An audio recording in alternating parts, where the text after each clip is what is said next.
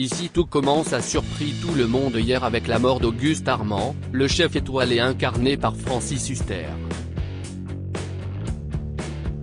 Sarah Faraman, la productrice du feuilleton de TF1, revient sur cet événement majeur qui promet de rebattre les cartes. Avec 4,1 millions de téléspectateurs en moyenne, et 34% de part d'audience sur les 15-24 ans depuis son lancement le 2 novembre dernier sur TF1, ici tout commence, le feuilleton quotidien dérivé de Demain nous appartient emmené par Clément Rémien, Vanessa Demouy, ou encore Elsa Luneghini, s'impose déjà comme une très belle réussite pour la chaîne. Au point d'être devenue, en à peine 2 petits mois d'antenne, la série la plus recherchée de l'année sur Google France. Mais malgré ce succès, les scénaristes ont décidé de prendre des risques et de rebattre les cartes avec un coup de théâtre que personne n'avait vu venir, la mort d'Auguste Armand, le fondateur et directeur de l'Institut culinaire qui sert d'univers clos au feuilleton, incarné par Francis Huster, pourtant présenté comme l'une des têtes d'affiche du programme. Sarah Faraman, la productrice d'Ici tout commence, a accepté de faire pour nous un premier bilan de l'aventure et de revenir sur cette mort choc, survenue à la fin de l'épisode diffusé hier soir sur TF1. Un drame qui promet de bouleverser la vie de l'Institut, avant pas mal d'autres rebondissements à venir dont la productrice de la série nous donne également un avant-goût. Allociné, le succès d'Ici tout commence est impressionnant depuis son lancement le 2 novembre. Notamment sur la cible jeune. Ces scores d'audience vont-ils au-delà des objectifs que vous vous étiez fixés avec TF1 ? Sarah Faraman, on ne s'était pas fixé d'objectif à vrai dire, puisqu'on n'avait pas vraiment de comparatif sur la case horaire. Parce qu'avant le lancement de la série il y avait un programme à 18h, mais pas de programme à 18h30, et ce n'était pas du tout le même genre qu'Ici tout commence.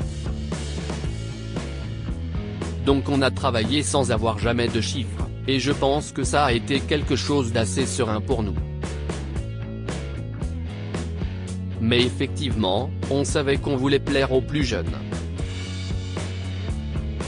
Et à ce niveau-là c'est réussi. Et on espérait des scores similaires à Demain nous appartient. Tout en sachant que c'est une heure où il y a moins de spectateurs a priori devant la télévision. Et là encore, sur cet indicateur, on est pas mal, rire. Le succès de ces premières semaines doit vous conforter dans l'idée que vous avez fait le bon choix en misant sur l'engouement des Français pour la cuisine. Absolument. Ça nous fait extrêmement plaisir. Il y avait 2 paris. Il y avait celui de la cuisine, premièrement, c'est certain. Même si on se doutait qu'il y avait un appétit du public pour ce genre qui n'avait pas été tellement exploité en fiction à la télé. Donc c'était un pari dont on était assez sûr finalement. En revanche, celui d'un univers clos, avec la moitié des personnages qui sont des jeunes, ça c'était un sacré pari. Et on a l'impression que ça fonctionne. Vous avez débuté le tournage cet été, en pleine épidémie de Covid-19. Avez-vous eu peur, plus tôt cette année, que la crise sanitaire ait raison du projet ? Le projet a été ralenti avec le premier confinement, mais on n'a jamais eu peur qu'il soit arrêté. On a toujours eu en face de nous une chaîne qui était très enthousiaste. Qui a gardé son exigence et son ambition. Donc, non, nous on y a cru, on ne s'est pas posé la question. C'était peut-être naïf de notre part, rire. Mais finalement on s'est toujours dit que ça allait bien se passer. Il y avait une grande envie de la part de tout le monde, et un fort investissement de tous. A-t-il été question à un moment donné d'intégrer le coronavirus à l'intrigue de la série ? On s'est évidemment posé la question, comme on se l'est posé sur Demain nous appartient. et on a fait le choix de ne pas l'intégrer. Pour nous, dans une série qui parle de restauration, ça aurait été vraiment galère, rire. On est resté sur l'idée que le public aujourd'hui a envie de divertissement. A envie de se changer les idées quand il regarde la télé. En tout cas nous c'est ce qu'on pense. On s'est tous dit qu'il y en a marre de regarder les infos.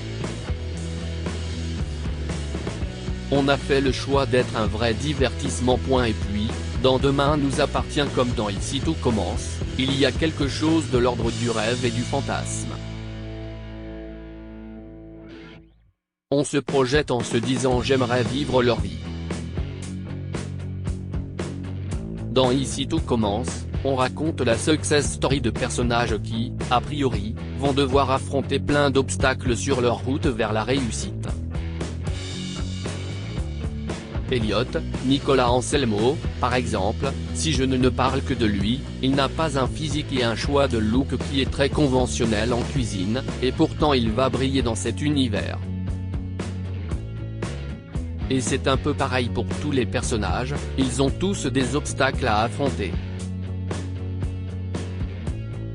Mais au final on rêve avec eux et on a envie de vivre leur vie et de se dire waouh c'est possible. On ne voulait donc pas ramener une réalité un peu sombre à laquelle on est confronté avant et après la diffusion de la série de toute façon. Avez-vous peur que le déconfinement ait des conséquences sur les audiences d'Ici tout commence? On peut toujours avoir peur de ce qui va se passer. On peut avoir peur du déconfinement, des vacances, de l'été. On essaie de ne pas réfléchir comme ça. Aujourd'hui on a une base de fans qui est devenue solide assez vite. Sur Instagram, on est à 115 000 fans sur le compte officiel. Les comptes des comédiens cartonnent aussi.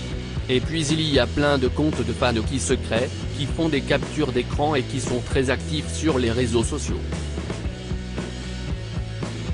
Donc on espère que cette base de fans très active et attachée au programme va perdurer. D'autant plus qu'on a prévu des histoires feuilletonnantes au long terme. Si je prends l'exemple du triangle amoureux Salomé-Maxime Louis, il est là depuis le début de la série et il est là encore pour très longtemps. Je n'en dirai pas plus, rire. Alors, puisqu'on a fait le choix de proposer des histoires longues, on espère que le public restera fidèle. Simplement parce que les téléspectateurs voudront savoir comment telle ou telle intrigue se termine. D'ailleurs, dans ce sens, pour continuer à captiver le public, vous avez décidé de surprendre tout le monde en cette fin d'année en tuant Auguste Armand, le directeur de l'Institut incarné par Francis Huster, qui a été victime d'une crise cardiaque dans l'épisode diffusé hier. Cette mort était-elle prévue dès le départ? Oui, quand on a contacté Francis Huster pour ce personnage, on lui a tout de suite dit c'est un rôle qui durera 2 mois. La mort d'Auguste était prévue depuis le début. La série a été pensée autour du décès de ce personnage. On avait en tête les 3 premiers mois de la série organisés autour de ce drame et de tout ce qu'Auguste mettait en place autour de lui. Les liens familiaux et hiérarchiques qui pouvaient exister autour de ce personnage qu'on croyait central à la série. Et forcément, ensuite, lorsqu'il disparaît, on avait envie de voir comment le château de cartes s'écroule et se reconstruit. Et puis, bien sûr, on voulait surprendre le public. On voulait que les téléspectateurs ne puissent pas s'attendre à une telle mort, parce qu'on avait présenté Auguste comme un personnage majeur, parce que l'Institut portait son nom, et parce qu'en plus il était incarné par Francis Huster. Au début, les auteurs fantasmaient sur la possible présence de Francis au casting. On ne savait pas s'il allait accepter de jouer dans la série, parce qu'on savait qu'il était très pris par le théâtre notamment. Et finalement il a accepté, on était ravis. Mais on veut aussi prouver au public qu'on ne se repose pas sur nos lauriers. Et qu'ils peuvent être surpris à tout moment. Quand on pense que tout est acquis, tout est bouleversé. Que pouvez-vous dire sur le secret d'Auguste? Que ce dernier n'a pas eu le temps de révéler à ses proches avant de mourir. Cela va être l'enjeu de la prochaine arche narrative? Tout à fait. Mais je ne peux pas dire grand-chose, mis à part que son secret est familial.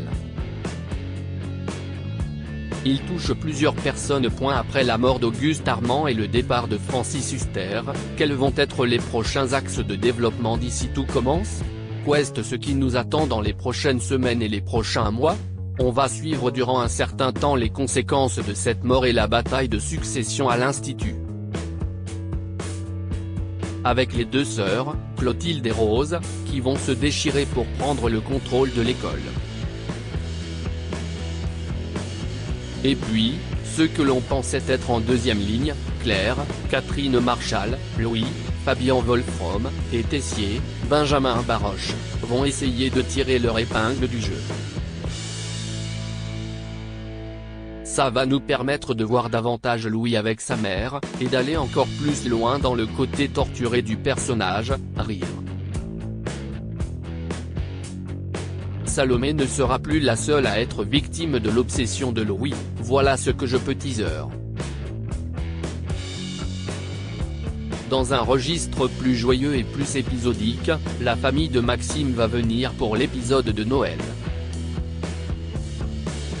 Judith, Alice Varela, Alex, Alexandre Brasseur, et Chloé, Ingrid Chauvin, seront dans Ici tout commence, et cela va nous permettra de faire un petit clin d'œil à ce qui se passe dans Demain nous appartient, parce que les Delcourt ne vivent pas une période très calme en ce moment. On va également continuer à suivre le triangle amoureux Salomé-Louis-Maxime dans une période en apparence un peu plus sereine. Puisque Salomé, Aurélie Ponce, a fait le choix de rester avec Louis, et elle va s'y tenir. Mais avec toutes les pressions que va subir Louis, forcément ça ne va pas être évident à gérer pour Salomé. Et Maxime, qui est un peu le prince charmant de Salomé, va avoir envie d'intervenir quand il va comprendre qu'elle est mal et que la situation est compliquée avec Louis. Même si elle le lui a interdit. Alors est-ce que Maxime va vraiment arriver à ne pas se mêler de tout ça? On va un peu se poser la question à chaque épisode. Et on a envie que le public prenne parti. Que certains se disent qu'il doit respecter le choix de Salomé et son intelligence, et que d'autres au contraire soient convaincus qu'elle est sous emprise avec Louis et qu'elle a besoin de Maxime. Au sein même des équipes de production et de scénaristes ça fait débat, rire. Et on se dit que forcément ça va faire débat au sein des familles qui regardent Ici tout commence. C'est aussi ça qui contribue à l'addiction pour une série. Enfin, je peux aussi vous dire qu'à la fin du mois de janvier, on va avoir un gros événement qui va toucher beaucoup de personnes de l'Institut. On sortira d'arche assez familiale, que ce soit le secret de Clotilde et de Jérémy, ou l'arche autour de la succession d'Auguste. Et on passera à cet événement majeur qui va, une nouvelle fois, rebattre les cartes. Étant donné le succès de la série, un prime, comme ce fut le cas pour Demain nous appartient en 2019, est-il envisagé? Non, on ne réfléchit pas du tout à un prime pour le moment.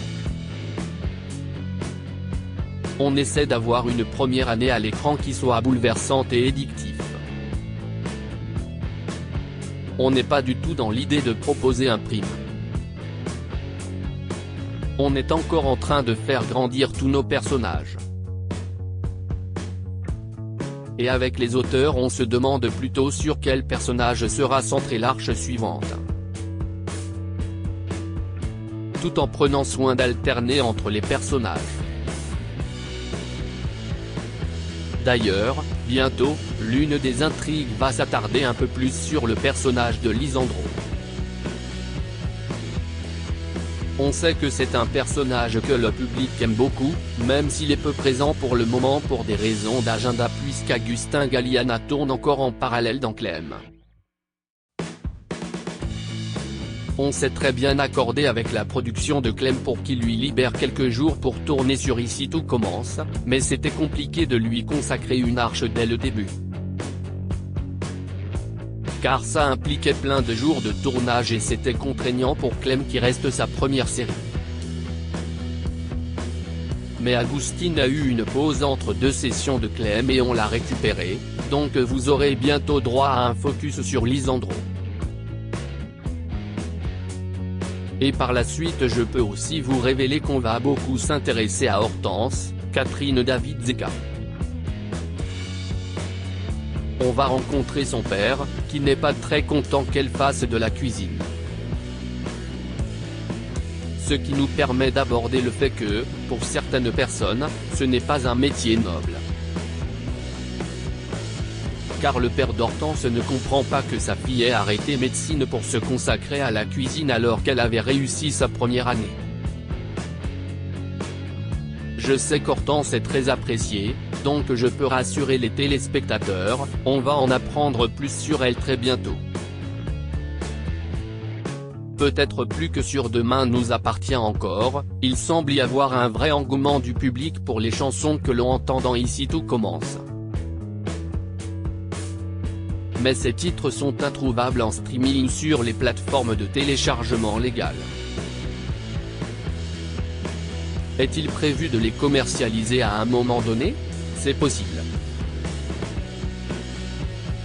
Pas tout de suite, mais je pense que ça arrivera. On a la même équipe de compositeurs que sur Demain nous appartient, Mathieu Bonnet, Ben Violet, et Émilie Gassin. Qui se sont entourés d'une équipe de chanteurs, qui sont pour la plupart d'anciens candidats de The Voice. On avait envie d'avoir plus de chansons que dans Demain nous appartient, pour se distinguer un petit peu. Donc on a fait un casting de voix. Et c'est vrai qu'une chanson ça marque plus l'esprit qu'une musique symphonique, même si elles accompagnent parfois mieux les émotions. Car ce n'est pas évident de caler des chansons avec des personnages qui parlent. Il ne faut pas que les voix se parasitent.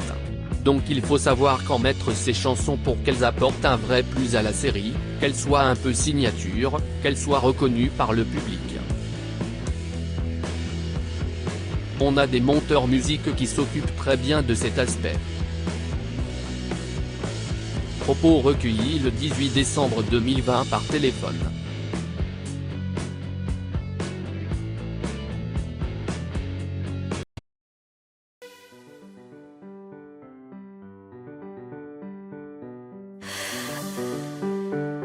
The man I love just had